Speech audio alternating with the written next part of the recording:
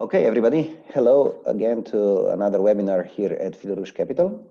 So today we're going to speak in English because we have a guest. We have Nina Zupančič. She's coming from a company called Optiweb, and it's a digital marketing specialist company from Slovenia. I know them quite well. We used to work with them, and actually quite a lot of our startups work with them as well. As always, I'm asking you to please mute yourself, and if you have any questions, post them on the chat. And for the first time now, we are actually recording this session. So if you want, you can even get a link on the email and you will watch the whole presentation back. Enough from me. I'm inviting Nina to share her thoughts with us. You're welcome, Nina. Thank you. Hi. I'm sorry that we had to do this virtually. Before we start, if at any point you don't hear me correctly or if you start losing me, can you please just let me know? I mean, I went to, I will work from my hotspot, but I don't know why, what's wrong with this building. So yeah, just let me know, please. Okay, so I'm going to share my screen. So from now on, I hope that you can see my presentation. Yeah, okay. And as we've already said, if you have any questions, maybe you can, so you only see my presentation, right? Yeah, okay. Yes, we do, yes. Yeah, great. So if you have any questions, maybe just note them down and we can talk to them, we can get to them at the end. So for now, so what is this going to be about? So today's presentation is about the rainbow of digital marketing. I will try to present all the important channels and so everything that you need to be careful. I'm not sure at which point you are with your marketing. So do you have, for example, do you have someone in your team who's working on it? Is that something completely new? Do you already have a strategy? Have you developed it with an agency or someone else?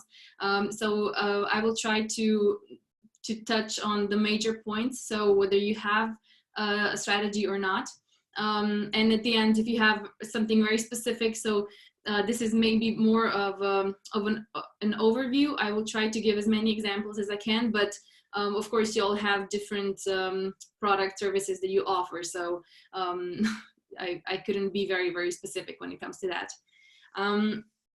Okay, so let's start. So my name is Nina Zupančič. I'm a digital marketing specialist at Optiweb. Now Optiweb, I will also tell you a bit more about this on the next slide. I came there to focus on Google and Facebook advertising, so that was my primary role. But then over the years, I also became a project manager. I am also Facebook Blueprint certified for media planning. And in my free time, I really like to eat avocado. I really love yoga. And I really love traveling, but that was maybe taken away from us now. We'll see. So Optiweb is a very young and agile team from Škofja Loka. If you're not from Slovenia, you probably don't know where that is. So it's a very small but very beautiful town around 30 kilometers from Ljubljana, so from the capital. We are specialized in digital marketing, design, and web development. So development meaning websites and online shops. We have 4 different departments and the average age is only 28.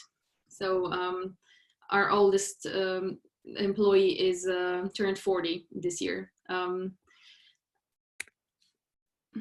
see. No. Okay. So what do? We are specialized in WordPress and Magento and Shopify and WooCommerce when it comes to web development. Also, we are very strong in PIMcore. So that's all when it comes to the development part. When it comes to marketing part, we're specialized in Google, Facebook, and LinkedIn advertising. Also in community management, we have our own design team. There's actually 15 of us in the marketing department. So we each have our role. And we also have, we also do Pinterest and TikTok. So that's something that's quite new and exciting. And I will also tell you a bit more about that. Maybe just a couple of our references, if you know any of them. So what's on the agenda for today? For today, we will basically, as I said, take a look at the primary channels that you can use for your services and for your products. Now, not every channel will, of course, be right for you. I will try to also go through that. So who is Facebook, who can use Facebook, LinkedIn, and so on. Because, so I know that it's very important that you have a very omni-channel presence. So, but not every product is for every channel. So it's very important that you're aware of that and that you make your research as to, so where you want to show your products or services, because just to keep that in mind. So you don't have to be everywhere. It's just very important that you take a look at the right channels and use them wisely. Okay, so maybe just a quick recap. So the differences between traditional and digital marketing. I think that especially now with Corona and everything that's happened in the last couple of months, we could see that the digital sphere got even stronger. So at the beginning, we weren't quite sure how this is all going to work out. And I know that even though a lot of people were unemployed and people were put on hold in their jobs, digital marketing still got a very huge boost, especially if you were from for example, if you were offering, I don't know, equipment for home exercise or something like that, or maybe if you were offering to bring food and drinks and everything to people's homes. So of course, when it comes to travel and tourism, everything stopped. But on the other hand, I think this was a very huge opportunity for a lot of brands, also to show how they were equipped for this only online channel. So maybe just a couple of differences. The reach with digital marketing is completely unlimited. So basically everyone owns a phone or a laptop, and so you can reach them basically at every step. While a reach, it's still limited. So if you have a billboard, you can only have it on so many locations, and you only hope when you put it on next to a road, you can just hope that a lot of people will see it, but it's very hard to measure that. So targeting is not very specific. So you know that people will see it who are older, younger, male, female, while with digital, you can actually pinpoint. So I just want to target women from this and this age, and so on. Price. Traditional marketing, so offline, is still very expensive. So be it billboards, TV ads, also radio ads. On the other hand, digital is still relatively cheap. Of course, it depends on which market. I mean, of course, Germany will be more expensive than, for example, Slovenia or Croatia. But still, it's nothing compared to traditional marketing. And as I said, so the return on investment is hard to measure because you're not sure where it came from. You're not sure whether it was just word of mouth that got a boost to your sales. You don't know if it was the radio ad, the TV ad, the digital campaigns. So while the digital marketing, everything is measurable. So you have analytics inside of every channel. You have also Google Analytics for it, all of it combined. So I think it's just maybe just the main points that are very, very important. So also when you're deciding on how to present your services or brand and where to present it. So what applies? What applies under the term digital marketing? So digital marketing, of course, is a very large sphere. Here I won't go into details, but so here of course we have everything from PR, so pay-per-click, so that's Facebook, Google advertising, marketing automation, native advertising, SEO optimization, content marketing, of course email marketing, and so on. So you're probably also wondering where to even start. So the key is to have a good strategy. So before you start doing anything, before you start investing your money, it's really important that you take a couple of weeks, a couple of months to put together a proper strategy. So you need to have a very good positioning statement. So you need to know who your audience is going to be, or who your audience already is. You need to know what problem your service or product is helping solve. So which category it falls under. Of course, what's your value proposition? So why would people choose you? And also differentiation. So why would people choose you over the competition? So it's, I mean, in most cases, people do have some sort of competition. So it's very rare that you will be the only one on the market. So here it's very important that you assert yourself as something that's not necessarily better, but just as something unique. So something that solves people problems, that is here to help them. So especially now, I think that this power of positive marketing is very important because we've seen that during the Corona times. So if you were negative, if you tried to exploit what was going on, so that's quickly something that can ruin your brand. So it's very important that you have a strong set of values and that you know in which direction you want to go. Why is this? Sorry.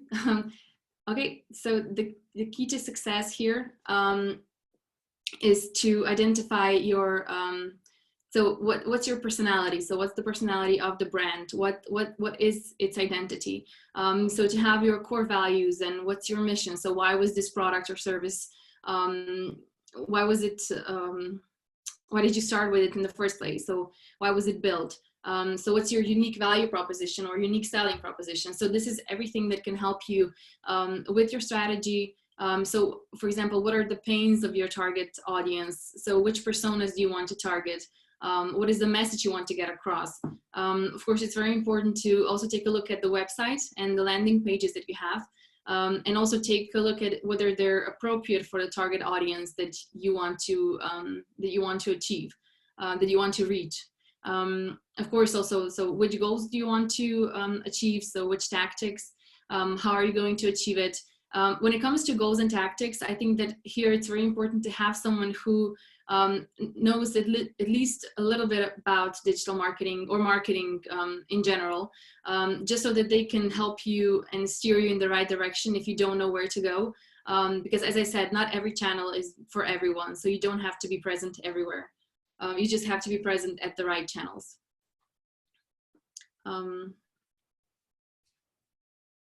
Okay, so first, it's very important that you define your marketing goals. These goals should be very specific. They should be measurable. They should be attainable and relevant. And of course, all of this, it's really important because you have to know that if you have 500 euros per month to spend on Facebook advertising, you have to have realistic results. So you have to take a look at what you can achieve with this, how many people can you reach. So here it's very important that before you start advertising and investing your money, to take a look at what your resources are and where you should put them. So when you define your goals, it's important that you have the main KPIs for every channel. So whether it's sales or leads, so what is the cost per lead or a cost per order that you can still afford? For example, what should be the conversion rate, organic traffic? So how many people do you want to bring on your site? What percentage of it do you think you can close into leads or into sales, and so on? Of course, you also have to choose then the right channel.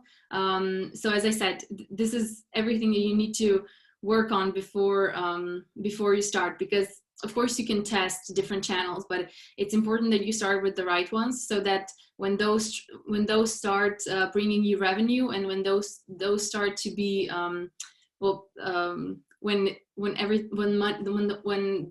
the income that you have actually starts coming back to you, then you can also explore other possibilities. So don't just invest everything into everything. Just try to go one or two steps, and then one step, and then one step. So you don't need to have everything at the beginning. It's very important that you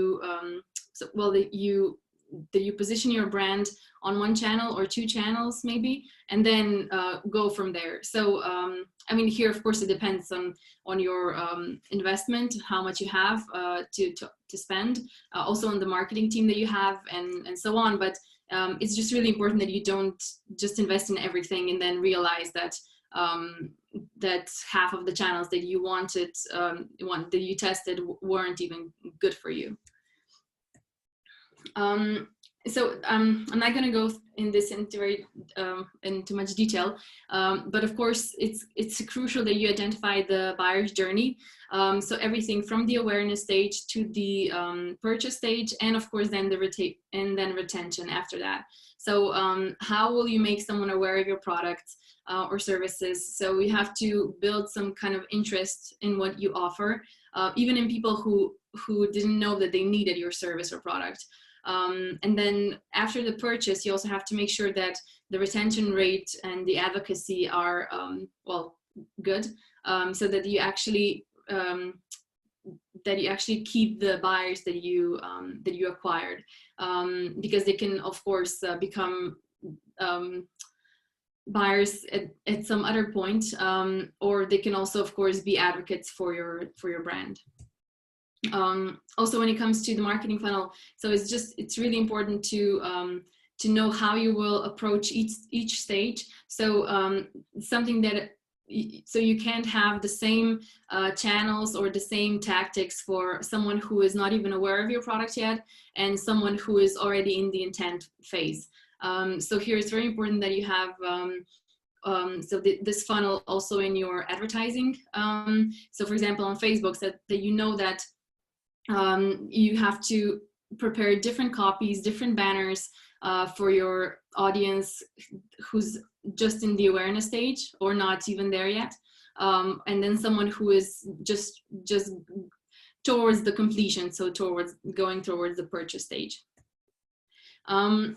So now I would like to start with the channels and the mediums that you have at your disposal that are the most commonly used, and also can bring you great results if you really know how to approach them. So content and community here, there's also a bit of SEO optimization and content when it comes to social channels. So content is definitely your best friend. So content is something that will drive your website, and it will help it appear higher in the search results on Google. So on a website, it's very important that you have some sort of blog or some sort of information, for example, on the product page, category page, so everywhere, because Google will scan your website, and if it sees that you don't have any content, it will just it won't see your page as relevant as something that it wants to show the people who are using Google. So here also, when it comes to social, of course, you have to have strong content to build a very strong community. You need good content if you want people to engage with it. So you can't just write anything and hope for maybe 2 likes. So here it's very important that you do have some sort of strategic approach.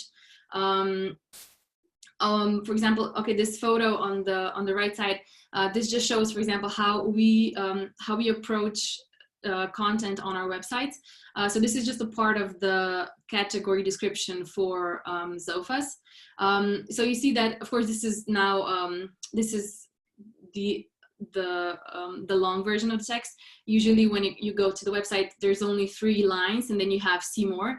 But here you can see how important it is that you have good keywords, that you have quality content with a lot of links, internal or external. But we will also get to that later. But content is really something that is the basic for your website and for your social endeavors. Now, if content is one of the pillars, community can be one of your best friends, simply because on social media, it came to shape our lives. So a lot of things that you see on social media, you are influenced by it. And you're also influenced by it in terms of purchasing behavior. And now, for example, we can see that when it comes to influencers. So it's important that you see someone you can trust advertising some product or service, because it will make you choose that service or product yourself sooner than if you don't know anyone who's using it. So social media became very important when it came to this. It's very powerful when it comes to story making. So you can actually present your story, you can present your team, you can present your brand. And here it's really, it's crucial that you present some sort of experience. So not just things. So every product that you have is a thing. But what matters most is the experience that it gives to the people. So also on the website and in community posts, so for example Facebook or Instagram, and in advertising, no matter where it is, the experience is what it's one of the most important things. So people won't buy a thing, they will buy the problem you are solving for them. Nina, a question for you. We have quite a number of questions here. Would you prefer to discuss them during your presentation or after it? It's okay. We can do it now. Okay, so I will be the moderator, and I will read a question here from Ralph. You mentioned that you can create awareness and interest for people that might not initially be interested in our product. Can you please explain a little bit more about this? How and through which methods and channels can you do so? So awareness or pre-awareness stage. So this is, for example, you can do this basically on every channel. So on Google, you have different banners and display ads. So you can actually find people who will start using your service or your product, even if they don't know that they need it yet. So for example, I don't know, I saw an ad that is, it's a little device that vibrates, and you put it on your skin, and it has little bubbles on the top, and it kind of peels your skin off. So that's something that perhaps I didn't know that, I mean, I don't need that because I can, I don't know, use a towel. But it's still, it can be very efficient. I mean, it's more powerful than a towel. My skin is prettier if I use that. It doesn't irritate it, for example, and that's something that I didn't know I need. But so if you present the right experience to someone, you can influence their awareness, and you can actually let them know. So hey, I know you don't know this, but you actually need this in your life. So there, and also not only on Google, so also on Facebook, so and TikTok, for example, when you're or Pinterest, for example. So a lot of this is easier, of course, with banners. So people won't be searching for something on Google if they don't know that they need it yet. But with banners and videos, and for example, with influencers, you can actually influence people's beliefs on what they need in their lives. I hope that answers it. So the awareness stage can happen anywhere on the internet. So you just need the right message to get across to people why they would need your product.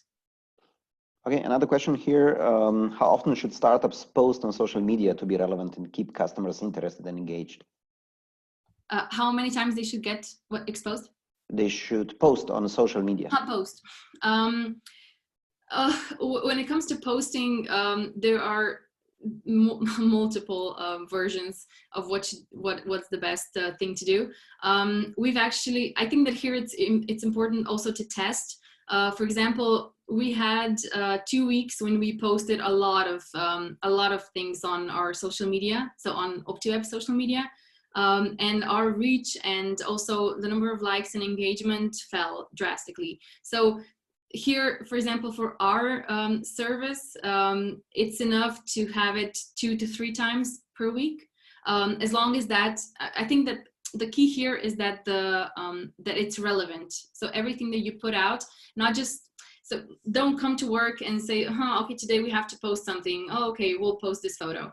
So here it's important that everything is strategic, that everything is planned. So it doesn't really matter whether it's, I mean, it should be at least twice a week. So don't go below that, because people still, if they visit your Instagram or Facebook, so they see that you're active, that you're, and also if you post, well, once every 6 months, no one will see your ad or post, and even if they do see it, they won't really remember you or the experience that they had with you half a year ago.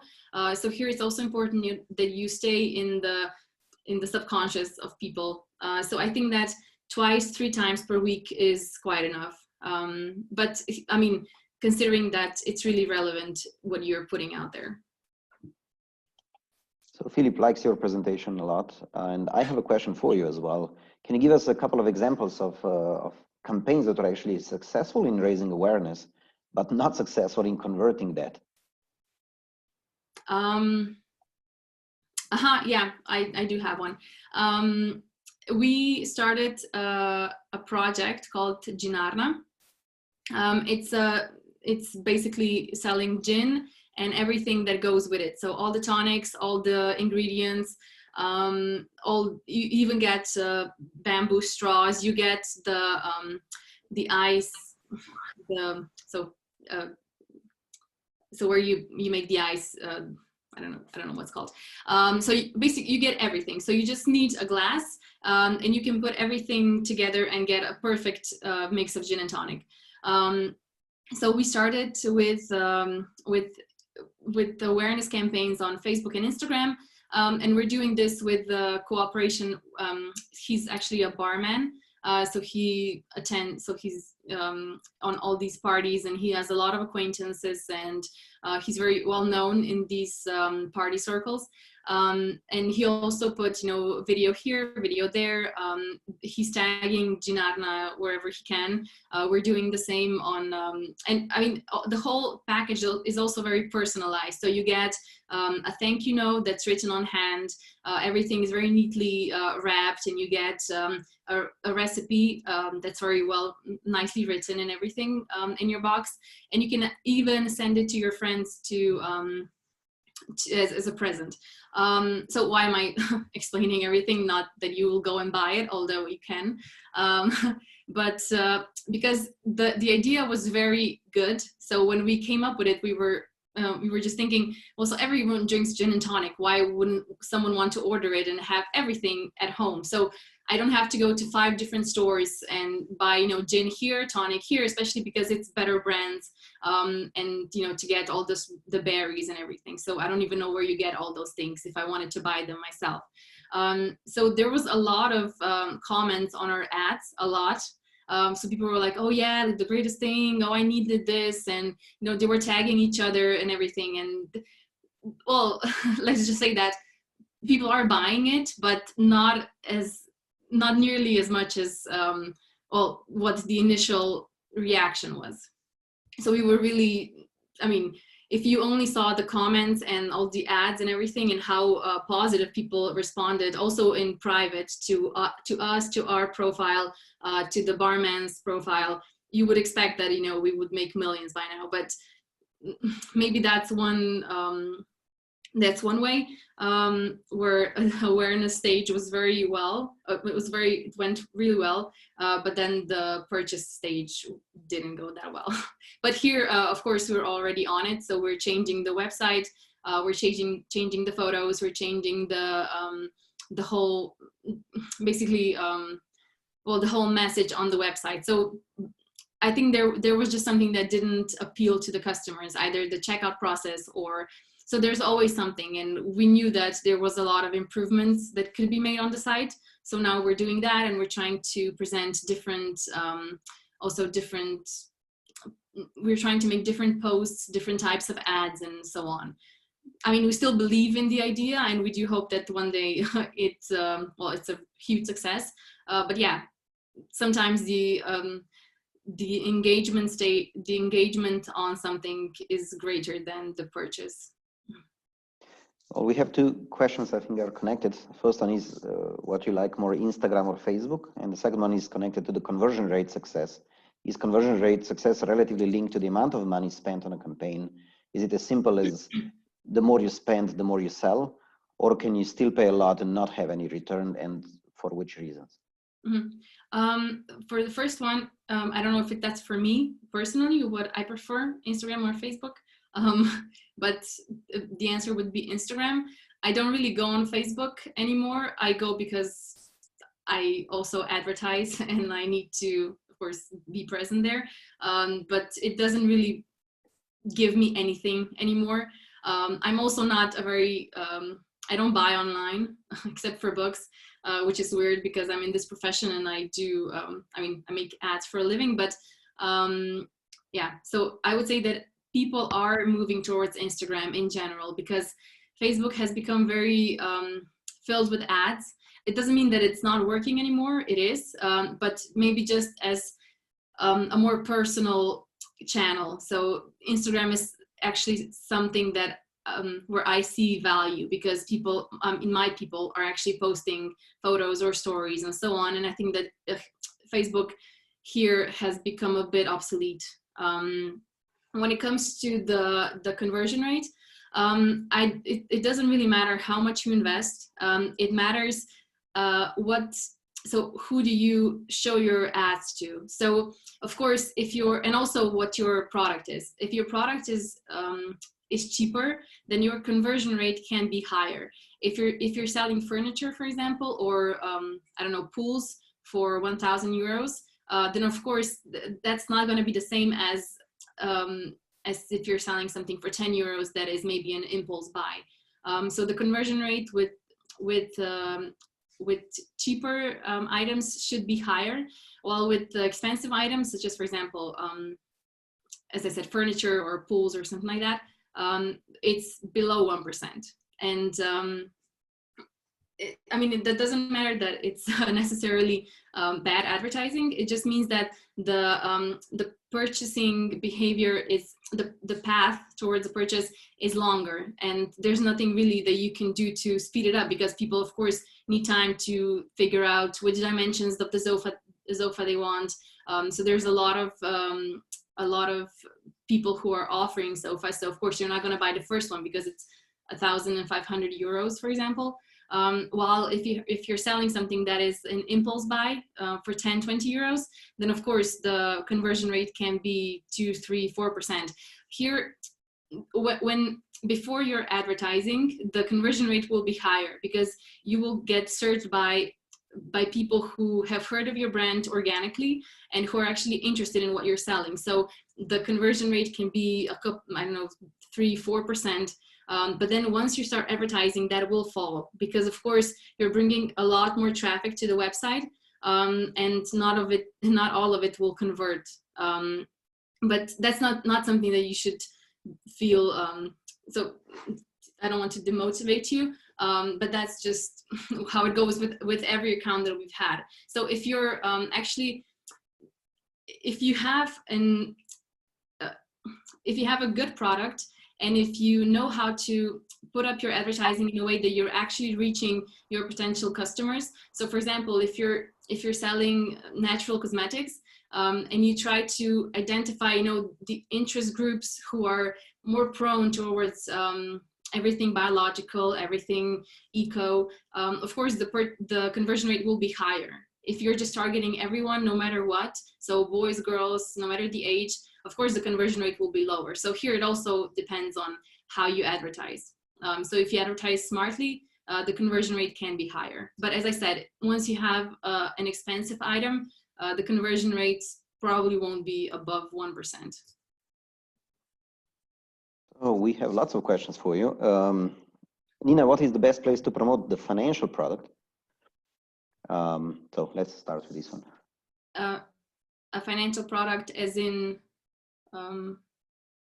something that you can... Mirena, can you specify what kind of financial product? And in the meantime, sorry, yes, I can. Just a second. For example, products of the for quite something like investment fund. Well, maybe some investment funds would like to promote their products. So, if you know that, Nina, I will appreciate your answer. Thank you. Here, investment funds are not something that you can present in a very visual way. Maybe that's the biggest problem. So it's not something that you can put a lifestyle photo on it and just show it to people. Here, of course, my first guess would be Google.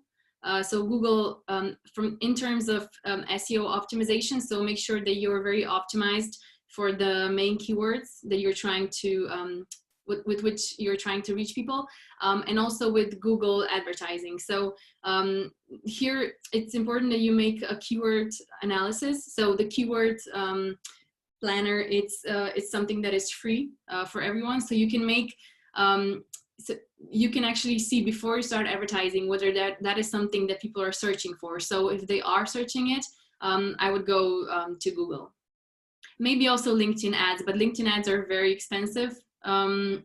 So if for something, if you would pay 10 cents on Facebook, you will pay around €1 there. I mean, it depends on what you're offering, but Google here, if people are looking for what you're offering, then Google ads would be the first solution and the quickest solution. And of course, SEO optimization, no matter what you're selling.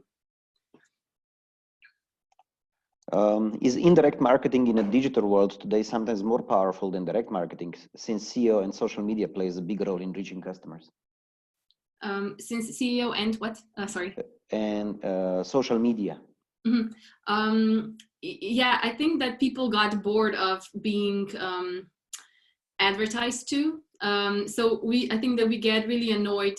I mean, maybe I see it in the comments. So if you put an advert that is very, that doesn't have a story behind it, so you're just, if it just goes, here's my product, buy it, so no one will buy that. You need to make a story around it. So you need to find those selling points that are crucial for your clients. So if you're, I don't know, if you have a product that's for some sort of skill illness, then try to reach people with that pain. So you know who you've built your product for or service, and so it's just important that you present it through in a very organic way, so that it doesn't feel like advertising, if that's possible.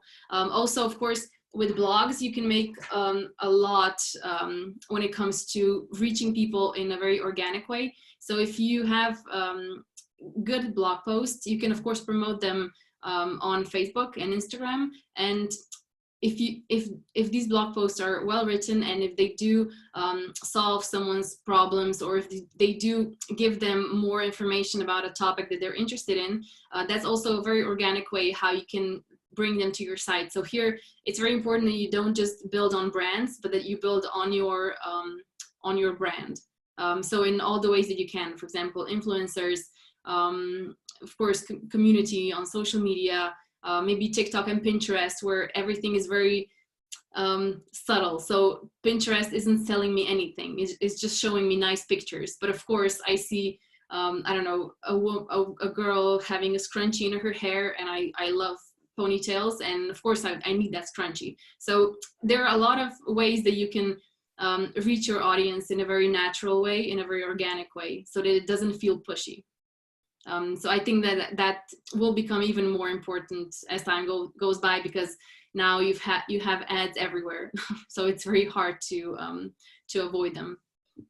I think you already partially answered the question about the Pinterest. What would you say is the biggest difference between promoting at Pinterest compared to a more traditional channel?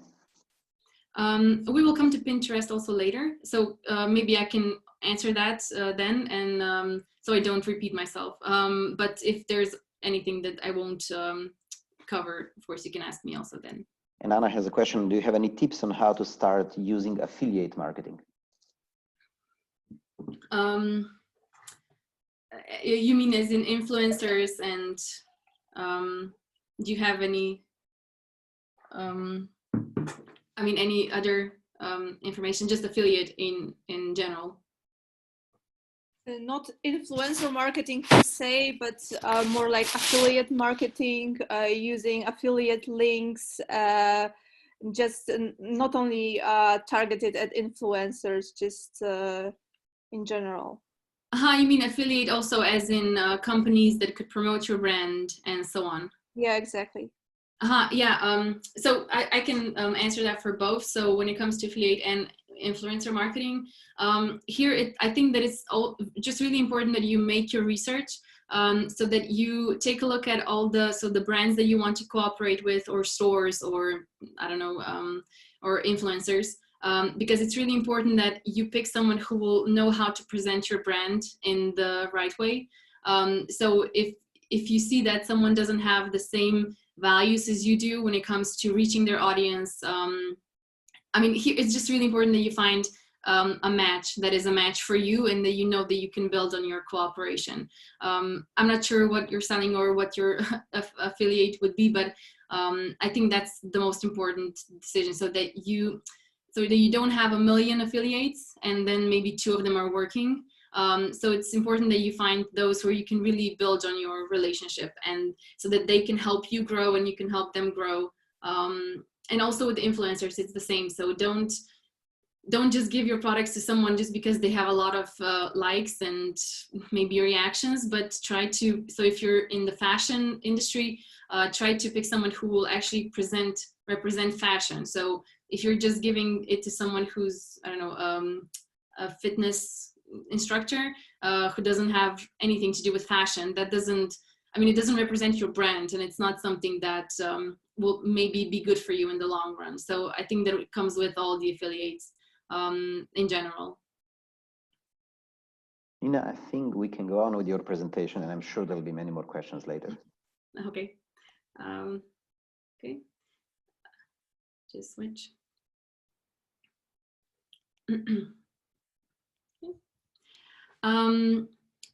So, okay, when it comes to building community, it's really important that you know that it's not about them, that it's not about you, that it's about them. So, of course, it's your product, it's your company, but you've made that for the people. So it's really important that you know who your audience is, that you know what triggers them, what makes them tick. So what did they like to think about? What did they like to read about? So which blog posts, which articles would be maybe interesting for them?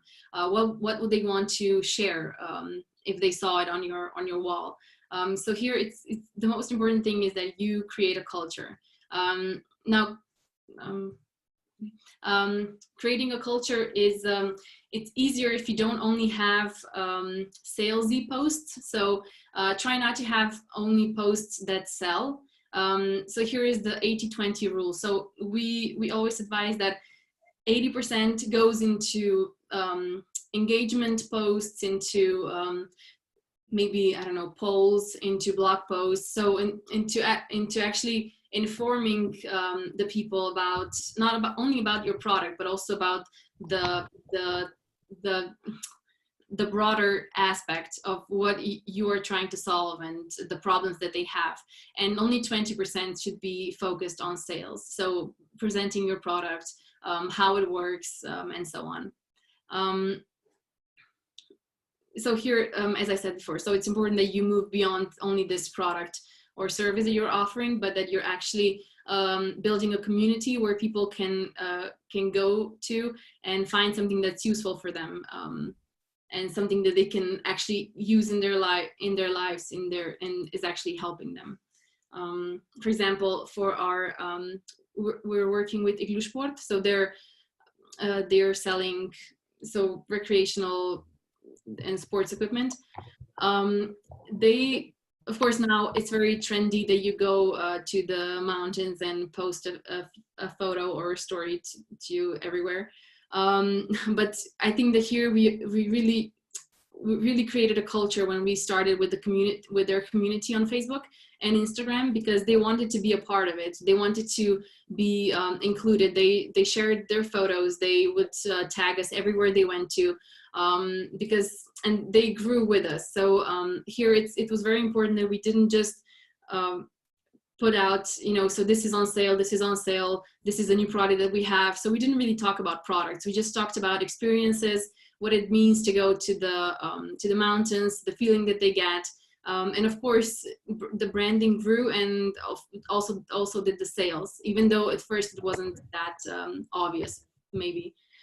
So we also, of course, we gave them weekend ideas. We gave them riddles to solve that were connected with hiking and, I don't know, the animals that you find there, or the flora that you find there. So it's just important that I know that it's not that easy to find interesting content for every topic, for every service, for every product. But I think that if you really, so if you make some sort of strategy and just think about what your readers would want to read about, and why would they want to follow you. So, I mean, especially now, because there's so many brands, and it's really hard to get people really interested in yours, and not only interested, also to, you know, to make them your followers, and to make them follow you around even after they've purchased your service, product, or used your service. Maybe one way to get to start with community in a very structured way is with organized calendars. So we have editorial calendars that are made on a monthly basis. Of course, there are always things that will fall in, so you will get something. I mean, there will always be news or something that you need to post from today to tomorrow. But it's very important that you plan in advance, at least the majority of it. So what blog posts you will have, what will you post on Instagram, on which day. It just makes for a very smoother workflow. You have a very clear overview, especially when you're cooperating with an agency, or for example with us. So we all have our clients and us, we all have access to this calendar, and we can all also, you know, put something in it if there's something new, if we want something changed. So it's very great for tracking, so where we are. It can also help you create and improve content, because you have the bigger picture on screen. So you can just take a look and you see, okay, so last week we had something about turtles, so this week we won't focus on that at all. So maybe that's just one way that we do it. For example, so this is it's also very useful if you have multiple languages, for example, as you can see in the upper left one. You can always have, you know, the photo, so the text that goes with it. You can have the hashtags, so everything is nicely in one place, so you don't have to jump around and search for everything when you're trying to make one simple post. Of course, building the community is a lot of work. It's important that you have your own tone that will represent your brand.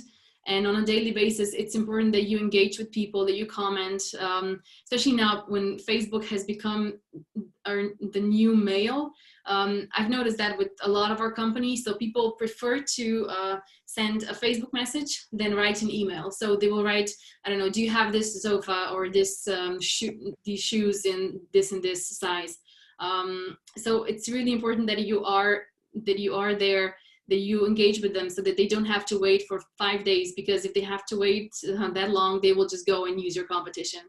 Of course, on a weekly basis, it's nice that you measure the results, that you take a look at what was working, what was not. Maybe, I don't know, you're testing different types of posts, for example, polls, or videos, or just plain text and banner. So it's important that you go back and measure the results and try to figure out, so why people were, what made them like certain content and what made them dislike others, or maybe not like them that much. And also on a monthly basis, so that you do some sort of a report, and that you do learn from it. So don't just postings if you see that it's not working, that you don't get any social engagement, or that it's not giving you your desired results. Okay, the next segment is about paid advertising. So about Facebook and Google. I will go through this as quickly as I can, but I do want to tell you quite a lot. So the Facebook Business Manager is basically your #1 tool that you need if you want to make anything on Facebook. If you want to advertise. So don't use just boost posts. So if you're using that, I would advise you to stop, simply because it's easier if you have the Facebook Business Manager. That's where you have all your campaigns. You can see all the statistics. So with boost posts, you also don't have that many options. So you can't really influence where it will appear, to which people. So it's just harder. It's harder to also to test different creatives. You only have that one post and that's it. So here in Business Manager, you really have everything. So you have the Pages Manager, the audience creation, so where you set up all the audiences that you want. You can have your product catalog with all your products in it. You also have their analytics, and of course, and much more. But here, maybe just a tip: make sure that when you start, that you have a business account. So don't, because each and every one of us can make their own advertising account, but if you make it from your own profile, for example, if I went for Nina Zupančič, that would be for me. So I could advertise myself as a brand. Whenever you have a business, always use business accounts, because then it's also easier to have a pixel that is connected to it, and you can connect the business account also with your partners. So for example, if you start working with an agency, if you have a business account, that's great. You can just add them in as your partner. If you have a personal account, that's not so great. So it's really important that if you haven't set this up, that you set it up properly when you begin, because you can avoid a lot of, because of course you do have some Facebook pixel, and each business and each account has a lot of data in it. So if you don't do it right from the beginning, you can lose a lot of that data. So there's also this Facebook Pixel Helper Chrome extension. If you're not sure whether you have a pixel, if everything is set up correctly, I think also the instructions are very nice, so it's easier to see. It's easy to see if something is working and if something is not, and it also tells you what is not working. So here the Facebook Pixel is basically the first thing that you need to have if you have a Facebook account and if you have a website. So with Facebook Pixel, also you can't really see whether you're reaching your goals or not if you don't have a pixel. So because with Facebook Pixel, it's easier to retarget your audience, to find lookalikes that look like your target audience, to see all the information about the traffic that came to your site and everything. There's a lot of goals when it comes to Facebook advertising. I will just show you the main ones. So this is the interface. I hope you can see. So we have this is also built as some sort of a funnel. So at the beginning, we have the awareness stage, then we have the consideration stage, and then the conversion stage. So if you remember the funnel that we had, so it kind of looks like a simplified version. So at the beginning, you can of course always start with brand awareness. So you can expose the brand, give it more reach, so people will hear about it. People will, well, it will be the first time that they engage. They can like your page. They can maybe share it with other people if they like it. And then the consideration page, the consideration stage, revolves around bringing traffic to your website. So for example, if you have a blog post, you will use the traffic campaign, which is aimed at bringing relevant traffic to your website. So not just any traffic, but really relevant one. Then if you want just engagement, if you just want a lot of likes or a lot of comments or shares, you go for the engagement one. Then if you have an app, you can have an app install. Although this one is more of a conversion stage, so I don't know why it's here. Also, if you have videos, you can optimize it. You can optimize the campaign for video views. Maybe just a side tip, video views are still the cheapest form of bringing people to engage with your content. So for example, if you're trying to, if you've only started and you don't know how to get people engaged with the post or ads, video views is the cheapest way to go. And then you can also, of course, retarget them. So for example, you can retarget all the people who have watched at least 75% of your video, which means that they were more interested as someone who only saw maybe less than 25%. You can also do lead generation campaigns, message campaign, so where they actually message you on through Messenger, but then you have to be really quick to respond. And then you have, of course, the conversion stage, where you have so conversion campaigns. You can do catalog sales, which is basically remarketing. So you upload a catalog feed with all the products that you have in your store, and you make a remarketing campaign for those people who have watched, who have been on your website, who have seen certain products, who have added them to their cart, but haven't completed a purchase and so on. And then you also have store traffic, so that you're promoting people to come to your store, although this one was not even available during the Corona times. So maybe just a quick overview of what Facebook can offer you. So basically it can serve as a branding campaign. It can serve as something to drive people to your website or to engage with your ads.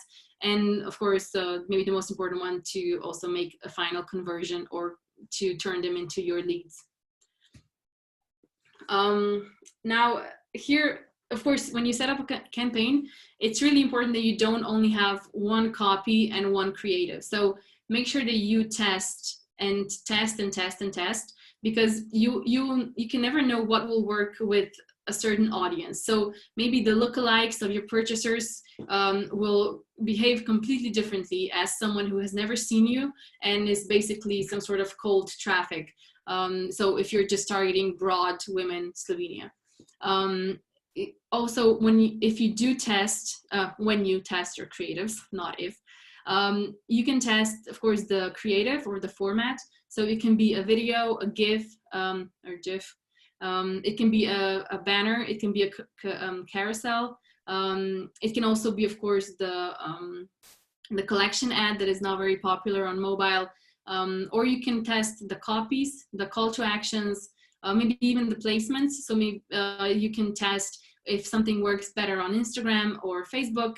And of course, you can also test your targeting groups. So as I said, you can have everything from very cold traffic.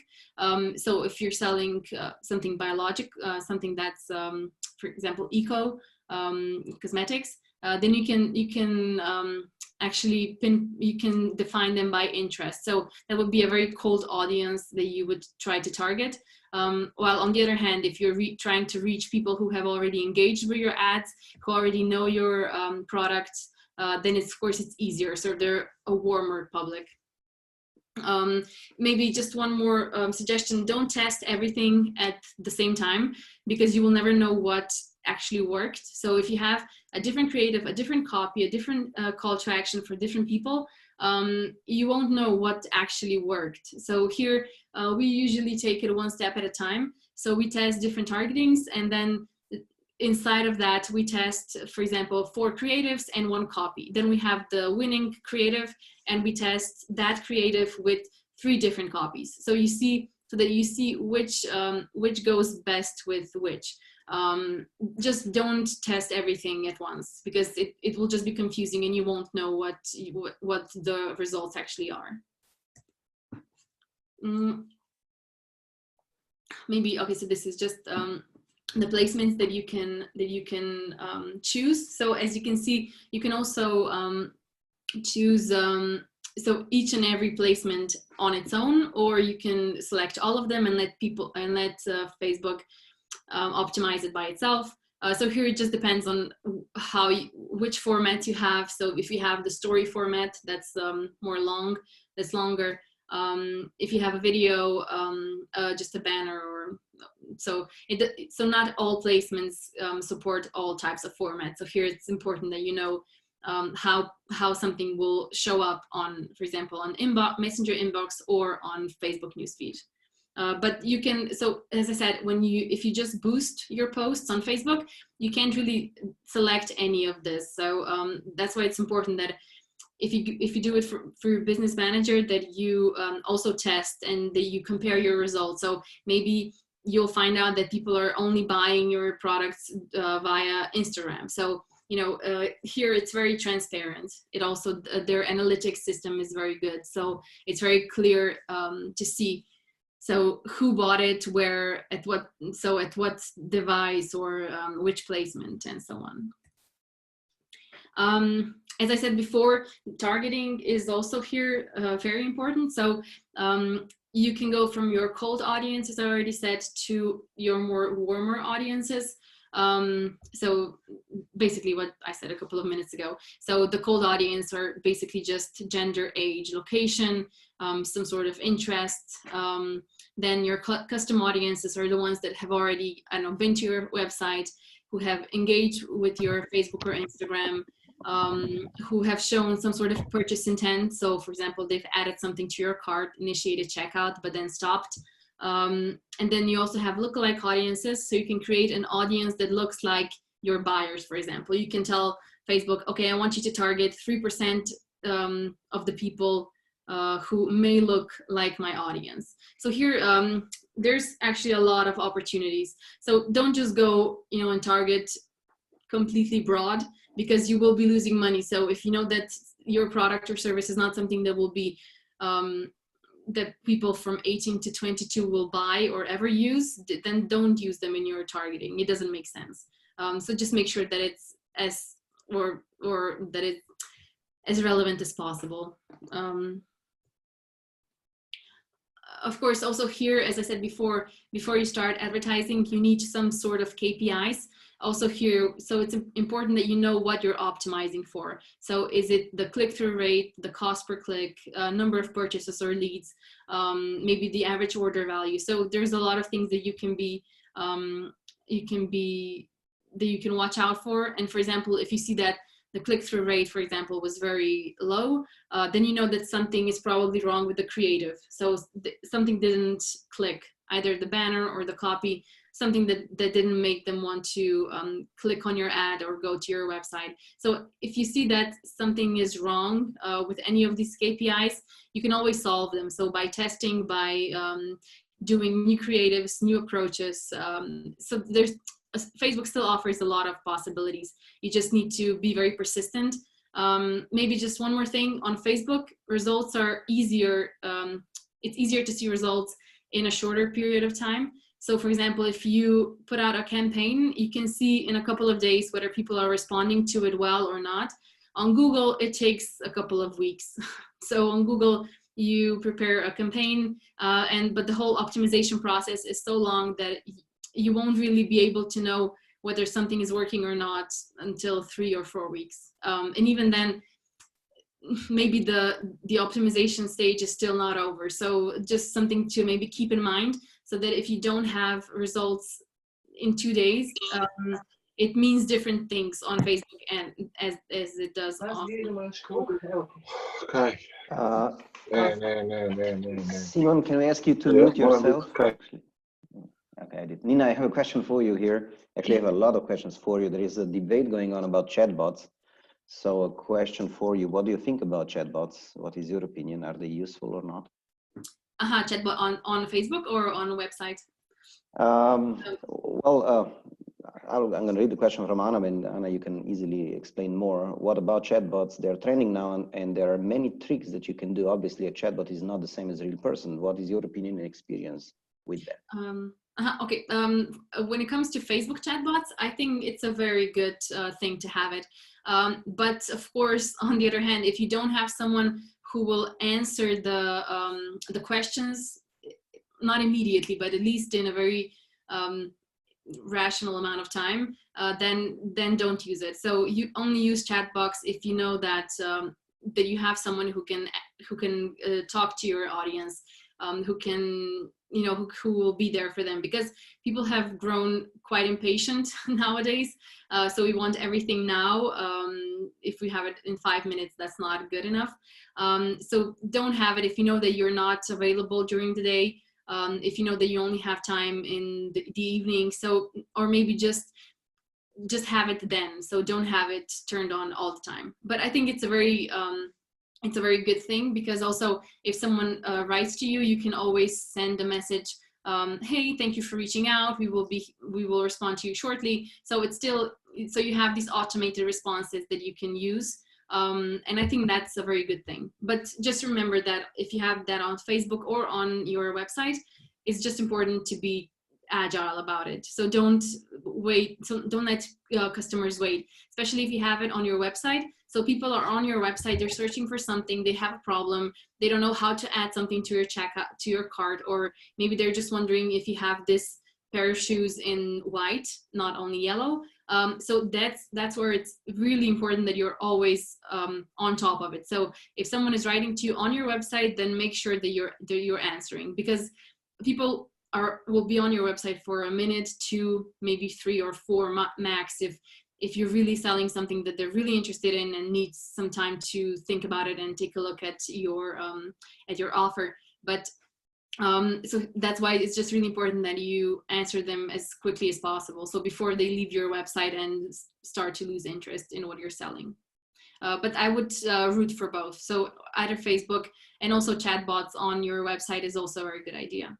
Actually, I think I can read here what Peter actually, I think, was a very useful comment here.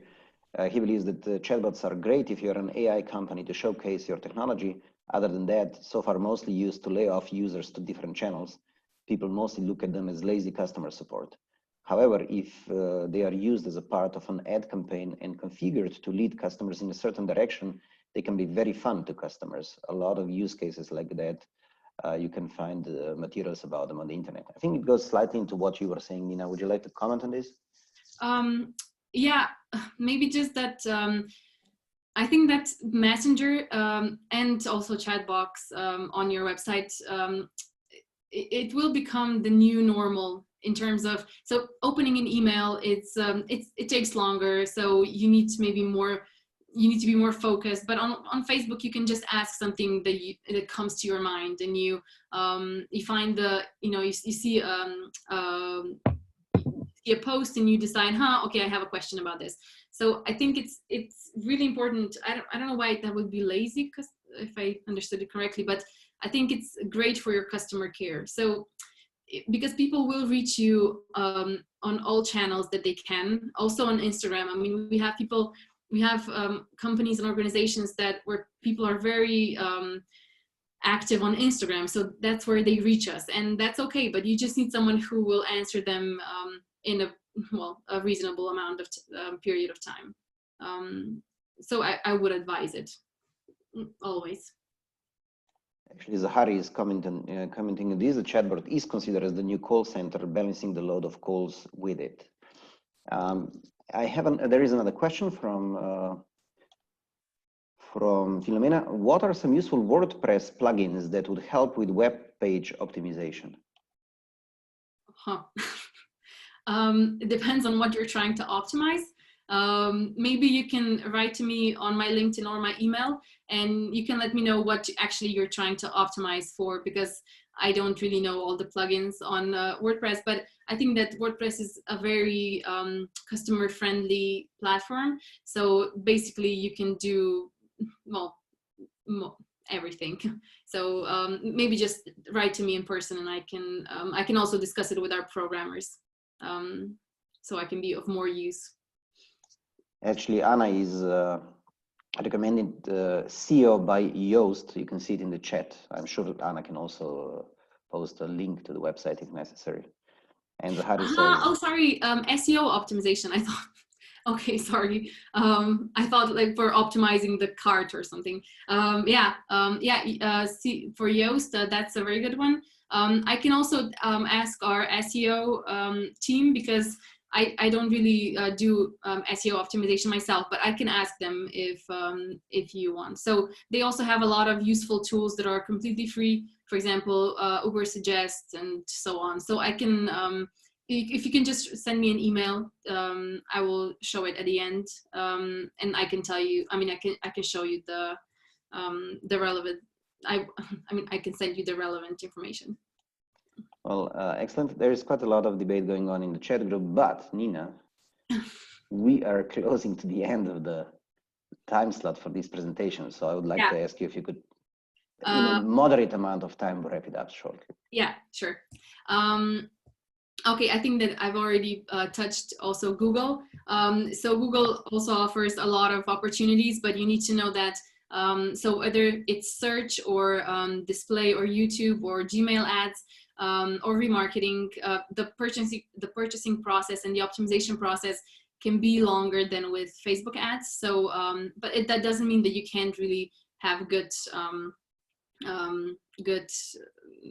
results because of it. So especially if people are looking for your, if they're actively looking for your products, then I would definitely suggest Google Ads. Then maybe just one more thing that is very basic. The key to analyzing anything that you do when it comes to digital marketing is having Google Analytics. Just here, make sure that you have your own analytics account so that you're not doing it through an agency or anything. So make sure that you're the owner. A lot of times we get people who are trying to switch agencies, and then the other agency who created the analytics account for them is trying to sue them, and so on. So maybe just here a tip, just to have it, to have your own account. I will skip LinkedIn. I think LinkedIn is very good for increasing your brand awareness for new leads. Maybe it comes more in handy with your if you have a service, so not so much if you're actually selling products. But when it comes to services, I think it's a very good way to reach your more professional audience. But just keep in mind that it is more expensive, and it doesn't really pay off for everyone. So it's important to know who you're targeting there and why. Okay, a couple of examples of LinkedIn ads. I think we've all seen them. I would just like to add two words about Pinterest and TikTok. We already discussed this before, but Pinterest is really great for presenting the visual part of your website, of your brand and your product. So here it's really, so if you're selling a service, it's probably Pinterest is not for you.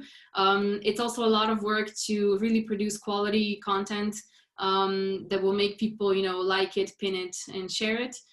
So it's basically more for home decorations, photography, fashion, travel, food, makeup, and so on. So the key here is to have really lifestyle photos, and to present your brand in the most visual way possible. Also, it's a great way to bring traffic to your website. So, you know, someone sees I don't know, the pair of jeans on the right side, and they're interested, and they can actually go to your website and take a look at where they can buy them. So it's also a very organic way. So the better your content will be, the higher up it will show. When it comes to TikTok, it's maybe just because it's a very trendy channel right now. It's great for branding in a way, but it has a very specific target group. So you need to know that this is basically for younger, it's younger people, and it's the social media content that you produce. It's not something that you can use for TikTok. So on TikTok, you need to be active. You need to be a part of the challenges and everything. And even though it's a great way to showcase your products, advertising is not yet possible everywhere, or it's very limited where it is possible. So here, I think it's important that you keep an eye out on what's going on. If it maybe, perhaps if it becomes more than just a platform for the younger people. So I think TikTok still has a lot of opportunities, also because these younger audiences will in a couple of years be a very strong source of well, buyers. I will also share these. I'll share this presentation. I will send it to you when this is over, so you can all also have it, because I know that we don't have a lot of time to go through everything. But one just maybe very important aspect is SEO optimization. So as I've already said, it's important that you have everything according to CEO standards. First of all, SEO optimization is free, especially if you can do it in-house. It can result in very high traffic and conversions, because it's very organic. So people are actually finding you in a very organic way, in a very natural way. So not through ads. So it's because they wanted to find you, or because they think that they wanted to find you. If you have your website optimized for Google, it really strengthens your customer trust. So the higher you are, the better you will be seen, also by the users on Google. And of course, it delivers results. So you can really optimize it for any keyword that you like. So you just need to have strong content. So you need to also do this strategically. So it's important that if you have an agency, or if you're doing it yourself, so that you know how to tackle which problem at which point.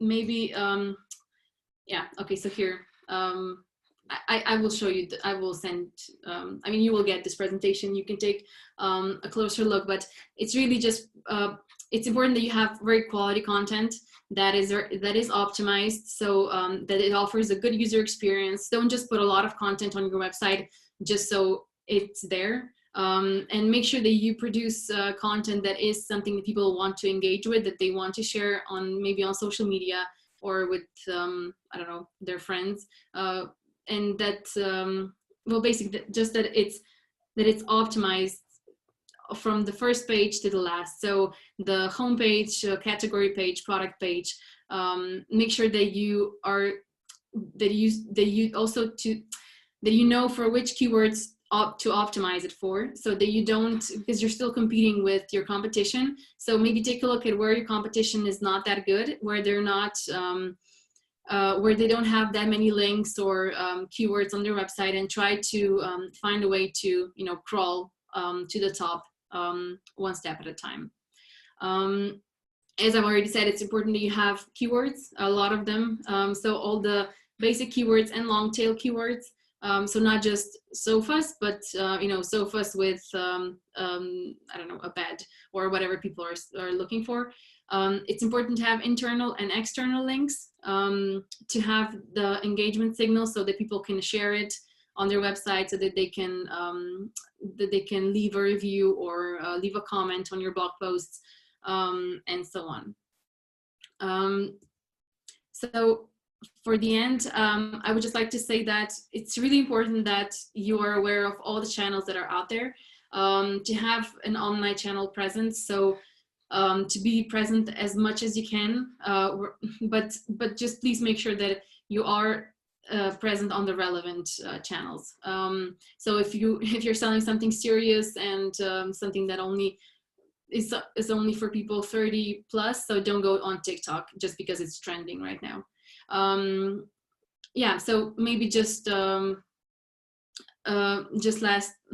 couple of words, that it's, if you do it right from the beginning, so from the website, from the landing pages that you have, from the message that you're getting across, of course, it's really important that you're organically strong, so that you don't just rely on ads and discounts and I don't know, buy 2 get 1 free. But it's really important that you build your awareness and brand in a very natural way, because I'm pretty sure that all of your products are solving some sort of pain or trouble.